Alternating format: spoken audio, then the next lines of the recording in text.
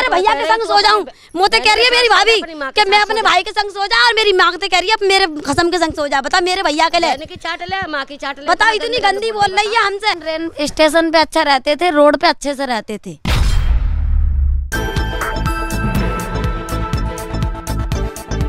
दिल्ली के दरवाजे पर सर्द हवाओं ने दस्तक दे दी है और पारा घटता चला जा रहा है।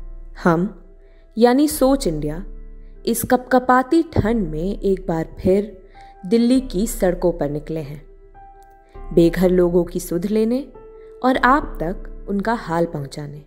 कुछ दिनों पहले हम अपने एक ग्राउंड रिपोर्ट के माध्यम से सड़क किनारे सोने वाले लोगों की व्यथा आप तक लेकर आए थे। अब बारी थी दिल्ली सरकार के बनाए रैन बसेरों की।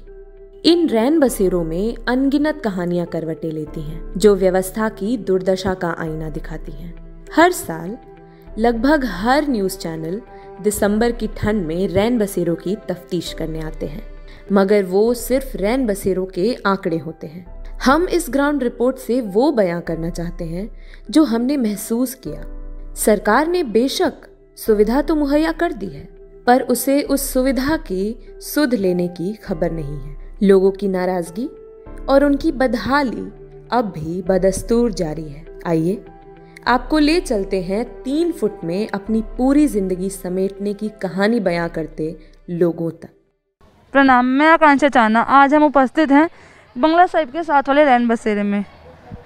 कुछ समय पहले हमने एक रिपोर्ट की थी जिसमें लोगों ने हमें रैन बसेरों की सच्चाई से वाकिफ़ करवाया था, तो इसलिए आज हमारी टीम ये रैन बसेरे में उपस्थित है कि जिससे रैन बसेरे की सच्चाई की तफ्तीश की जाए।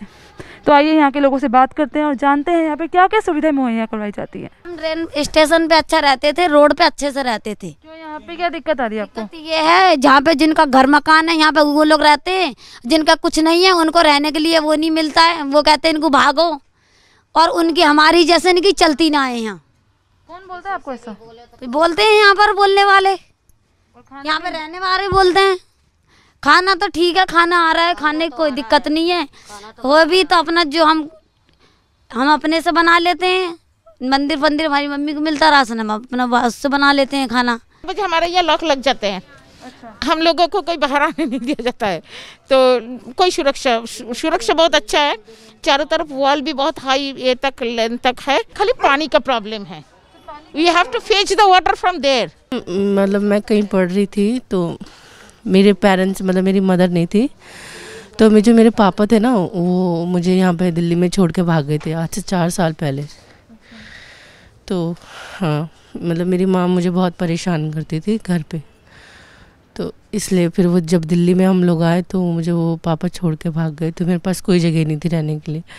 और मैक्सिमम मैंने मतलब अपना पढ़ाई भी कंप्लीट नहीं करी थी, तो फिर जॉब की भी बहुत प्रॉब्लम हो रही थी।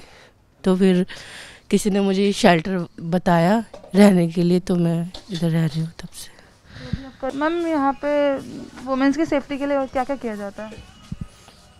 सेफ्टी के लिए सब है। 4 दीवार या रात को लॉक लग जाता है, केयरटेकर होते हैं, पूरी नाइट जागते हैं, देखते हैं।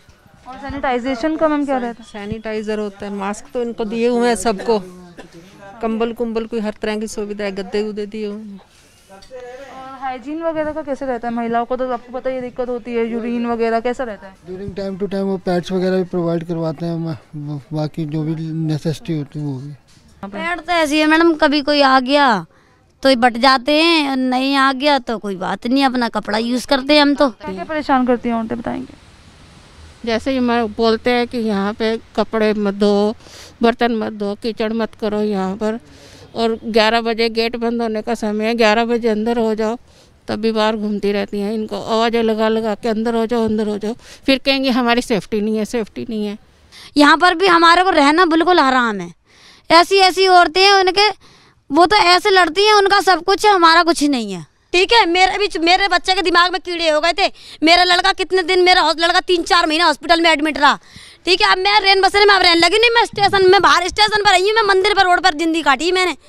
मेरी 29-30 साल उम्र हो गई, मेरी 13-14 साल की शादी है और मैंने सब दुनिया देख ली। के शादी करी जा रही है। अब मेरे भैया के संग कह रही है, मेरे भैया के संग सो जाऊं, मुझे कह रही है मेरी भाभी कि मैं अपने भाई के संग सो जा, और मेरी माँ तो कह रही है मेरे खसम के संग सो जा। बता मेरे भैया के लिए की चाट ले, माँ की चाट ले, बताओ इतनी गंदी बोल रही है हमसे। तुम बताओ कहाँ ले बर्दाश्त करेंगे, कहाँ तक बर्दाश्त करेंगे। रोड पे ये भी पड़ी रहती थी बच्चों को लेके, लेकिन फिर भी हम लोग अपना काम नौकरी करके हम फिर भी कमरे लेकर आए, लेकिन इन लोगों ने हमारा जीना आराम कर रखा है। तो ऐसे जो इतने वायलेंट हो जाती है फिर उनका क्या किया जाता है? यहीं पे रखा जाता है फिर बाहर छोड़ दिया जाता है? हमारे पास प्रोसीजर नहीं है, ना कोई गाइडलाइन चेंज करने कोई गाइडलाइन ही नहीं है कि उनके साथ हम करें क्या। तो आप कंप्लेन करते हैं? कंप्लेन हम ज़्यादा पुलिस को कंप्लेन कर देंगे या महिला योग को या कर देंगे, वो भी आके काउंसलिंग करेंगे, समझाएंगे, और क्या कर सकते हैं। हम निकाल तो इनको सकते नहीं है, अब जाएंगे कहाँ, यदि इनको निकालेंगे तो समझा ही सकते हैं, और क्या कर सकते हैं। जैसे आप लोग बीमार वगैरह होते हैं तो यहाँ पे कोई सुविधा मिलती है? डॉक्टर वगैरह आके देखते हैं? नहीं, मेरे तो कई साल हो गई मैडम बीमार में, लेकिन यहाँ पर वैसी दवाइयाँ देते हैं, लेकिन टेस्ट वगैरह, जांच वगैरह, किसको क्या परेशानी है, किसको क्या दिक्कत है, वो कोई मतलब नहीं है।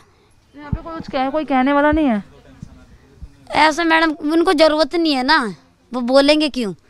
जिससे ज़रूरत होगी वो इंसान नहीं रह सकता, क्योंकि हम लोग सड़क पे रहे हैं और हम लोग यहाँ से ज़्यादा हम आराम से शांति से रहे। हम सरकार की तरफ से सुविधाएं तो हैं, बिछाने को बिस्तर है, ओढ़ने को कंबल है, खाने को रोटी भी है, मगर 5 साल 6 साल से इसी रैन बसेरे में रह रहे लोग जो हर रोज़ यहाँ छोटी छोटी लड़ाइयाँ लड़ते रहते हैं, उन्हें आगे की जिंदगी में सबल बनाने के लिए सरकार आखिर क्या कर रही है? रैन बसेरे की तफ्तीश के दौरान जो सबसे बड़ी समस्या हमारे सामने आई वो लड़ाई और हिंसा की थी, जो वाजिब भी है। खाली दिमाग शैतान का घर होता है। बिना किसी काम, बिना किसी ट्रेनिंग या मकसद के बरसों से रैन बसेरे में रहने वाले ये लोग, खासकर औरतें, लड़ाइयों में ही अपनी जिंदगी ढूंढती हैं। सरकार को चाहिए कि इन्हें किसी प्रकार के काम की ट्रेनिंग दी जाए, ताकि इनके रैन बसेरे से निकलकर 3 फुट से बड़ी अपनी एक दुनिया बनाने की कोई संभावना हो। वो जो लोग हमने अपने पहले के वीडियो में फुटपाथ पर सोते हुए दिखाए थे, उनके लिए रैन बसेरों में जगह बने। अगर सालों से लोग रैन बसेरों में रह रहे हैं और नए रैन बसेरे नहीं बन रहे, तो सड़क पर पड़े भूखे बेघर लोग आखिर कहाँ जाएंगे? सरकार सहारा तो दे रही है, मगर इन लोगों को स्वावलंबी बनाने के लिए कोई कदम नहीं उठा रही।